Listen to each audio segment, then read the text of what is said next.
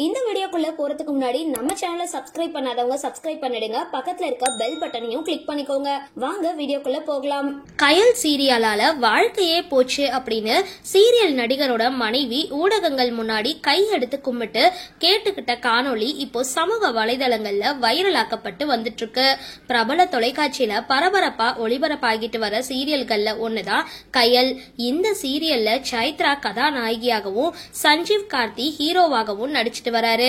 பெண்கள் மத்தியில பிரபலமான சீரியல்கள்ல தனி ஒரு பெண்ணா நின்னு கயல் எப்படி குடும்பத்தை பார்த்துக்கிறாங்க அப்படின்றதுதான் கருவா கொண்டுதான் கதைக்களம் நகர்த்தப்பட்டு வருது. தற்பொழுது புதுசா திருமணம் செஞ்சுக்கிட்டு எழிலையும் கவனிச்சுக்கிட்டு தன்னுடைய குடும்பத்தையும் எப்படி பார்த்துக்கிறாங்க அப்படின்றதே கதையா போய்கிட்டு இருக்கு. இந்த நிலையில கயலோட அண்ணன் கதாபாத்திரத்துல நடிச்சிட்டு வர ஐயப்பன் மனைவி ஊடகங்களை வரவழைச்சு படப்பிடிப்பு தளத்துக்கு போயிட்டு பிரச்சனை செஞ்சிருக்காங்க. அதாவது கடந்த 3 மாதங்களா ஐயப்பன் வீட்டுக்கு வராம இருக்கிறாரு அப்படின்னும் குழந்தைகளையும் தன்னையும் குடிச்சிட்டு அடிக்கிறதாகவும் சொல்லியிருக்காங்க.